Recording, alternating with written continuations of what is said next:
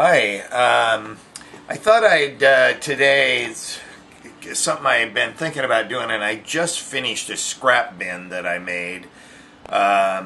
So I'm going to kind of show you how I store my wood, because I don't have a ton of room here, but I actually have a lot more wood than people would notice when they come in, and I have the hardest time getting rid of it, and I'm sure everybody does, especially some of the scrap, but I got rid of 3 buckets yesterday, a couple weeks before another 3 buckets, and I turn around and then I need a scrap piece to do this or that, and so I try to save some, but not too much.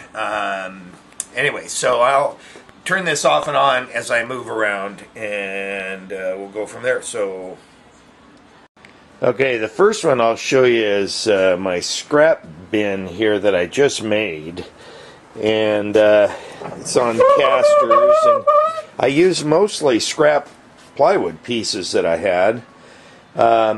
So on this side it goes in 2 feet, so you can see I kind of have 3 sizes there that I seem to use a lot and I would never get rid of, and most of those pieces are a couple feet long. And then I'll move this back in, and oops. Then on this side, it only goes back about a foot, and in fact, you can see it on the bottom down there. And so I can save up some small pieces that I use more for testing than anything else. Now, also, above where the garage door goes, there's like a slot there where the garage door comes up.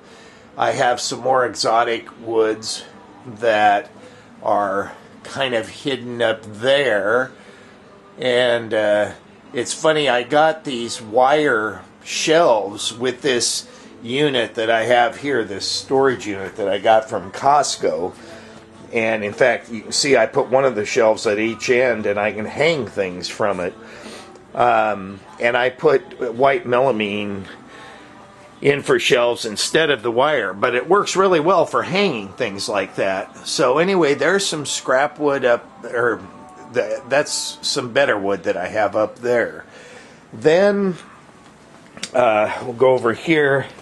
I have, of course, this is my Dowel bin that I made just out of a bunch of PVC that I glued or taped together. But here's one. This is kind of a rack that I made, and you can see down below there's a wheel that I kind of had left over from something, and it has like a gate latch you can see down there, and I can loosen that gate latch and pull this out if I need to. I don't do that very often. Usually I can get to most of this scrap pretty easy. And a lot of the plywood I keep outside, but in this case, this stuff I grab at more often, and I have some Baltic birch in here that I just want to keep in good shape. Then over here, I have some more, and I know this is kind of doubling up. These are a little more than 2 feet long, 2 different size pieces that I keep down in the bottom of the shelf. But this is an easy place to get into in the summer when maybe I don't have the woodworking stuff out, and I can get to this real easy for any kind of chore or anything.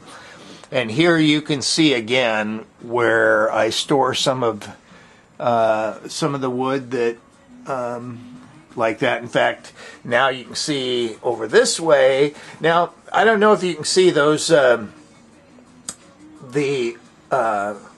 devices that I use to hang. I got at the big box stores, and Home Depot, and I think Lowe's carries them too, where they hang down like that, and you can put different size boards across, but I use them for wood storage. And there you can see I've used another one of these wire things again that were basically the shelves that are right there. And I changed those to 3/4 melamine and go from there. So you can see there I'm hanging, and I've got other scraps and pieces up here. Some of it's kind of probably hard to see, but anyway, so that is another spot. Then as we go over here, this is my longer, fairly skinny boards, and you can see I used, if you look up at the top section first, that one is a bigger hanger. It's actually, I've got 2x12s running the length of that. And I also put some straps on because I get a little nervous about hanging, and those are kind of secondary if something should break on one of those. But they never have, and I get a lot of weight up there. Here is probably anywhere from 3 to 4 feet of smaller wood, you know, up to 5-6 inches. And a couple bigger boards, but usually I don't keep those up there. I keep them down below. And then those range, they're bigger than my scrap bin. I think I made the height of it about 12 inches. So these are a little taller than 12 inches, most of them, or they're a little longer. And I keep them there. But again, I use those hangers, work real well for wood storage and other things. Now, you can see my ceiling. One of the things I've done, like you can see one of them here, is I've doubled up the rafters, and then I put a board in between them and nail those together so that and I did it every other one, and I don't seem to have any trouble, and hear no creaking, and nothing's changed on the roof line or anything. Now there I added another one down below that one where it's kind of screwed in, the T part is screwed into the top of the board. And this is where I store a lot of my, you know, just, I guess molding and craft wood, that sort of thing. You can see I actually added another one to that one so that I could store my table saw items there, because that's where my table saw is, down here. And you can see what kind of wood I store there. And I do have some more exotic woods, but they're longer. And that kind of show you what the big T looks like. And then, you know, these other ones I've got running up through, and you can make them longer. They're adjustable. So those are very handy. I think as far as, oh, and then I do, that's right. See, every time I turn around, I think of another spot. I do have a little bit of wood storage here. These are kind of hardwood pieces that you can make little, and you'll see them on the internet, maybe the Mere Mortals guy or one of them will whip up something out of some smaller pieces of wood, and so I just have a hard time throwing those away. But anyway, that pretty much, I think, is about all the wood storage that I have. And I know I'll find some more later where I store different pieces. Oh, I do have one outside. I might as well show you that one. Well, here, okay, I'm back again, and now I'm outside. I've got this is more utility wood for around the house, but I do have plywood storage here. And I actually, these pieces of wood up here, I put on these sawhorses, and I can use my track saw out here, and I just cut them right on those sawhorses. And this, I also have the gate thing, so I had this so it doesn't, we were catching ourselves on it as we'd walk by and park a car here, but that also swings way out here. And so I can pull full sheets of plywood out of there if I want to. So that is some more wood storage. So I think, and actually I have another shed that has some more of this utility type wood in it. But I don't use that really for my woodworking. That's for stuff around, the honeydews around the house. So anyway.